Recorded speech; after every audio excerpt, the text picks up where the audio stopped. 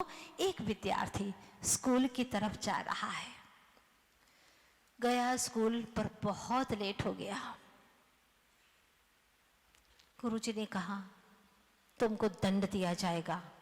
हाँ, दंड दिया जाएगा। सुनो, ध्यान से सुनो। विद्यार्थी पहुंचा, गुरुजी ने कहा तुमको दंड दिया जाएगा।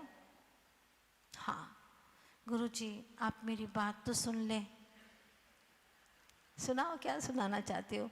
मैं तो जल्दी घर से निकला था लेकिन लेट हो गया। क्यों लेट हो गए? इसलिए तुमको दंड दिया जा रहा है। जाओ, बाहर जाकर के खड़े हो जाओ।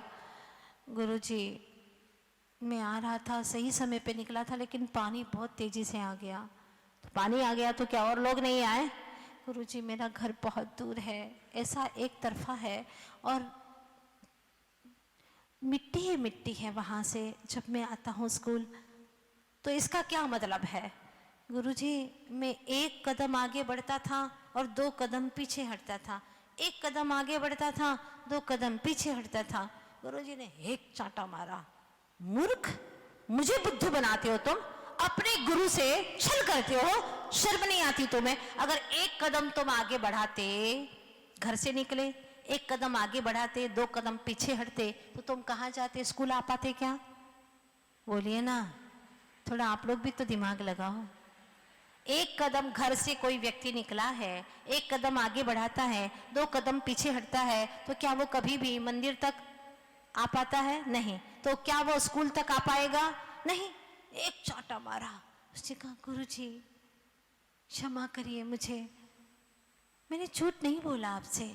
झूठ नहीं बोला?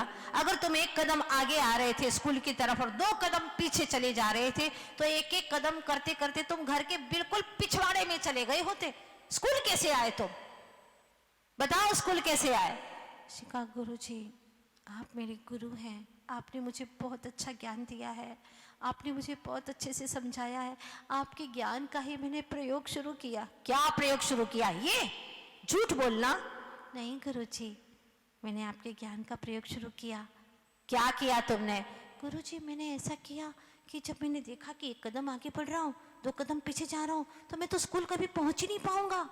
तो फिर मैंने अपनी पीठ घर की तरफ जो थी ना, वो मैंने अपना मुंह कर दिया और अपनी पीठ स्कूल की तरफ हो गई।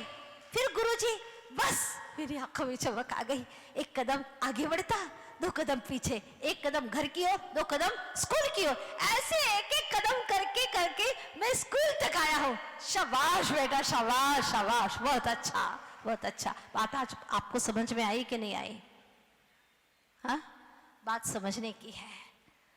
आचार्य भगवान कहते हैं, जहां दिठो तहां पिठो, जहां पिठो तहां दिठो, यही मोक्ष को चिट्ठो। हे भव्य आत्माओं, जहां तुम्हारी दृष्टि है, कहां है दृष्टि? घर की तरफ। सारा अधिकांश समय वही दे रहे हैं ना। यहाँ पर धर्म के लिए थोड़ा समय, वो भी माता जी इस बार चातुर्मास है ना, इसीलिए हाँ आ जाते हैं 2-3 बार, अच्छा लगता है। ज़्यादा समय कहाँ दे रहे हो? हाँ, संसार के लिए और मोक्ष मार्ग के लिए बहुत कम समय, धर्म के लिए बहुत कम समय दे रहे हो।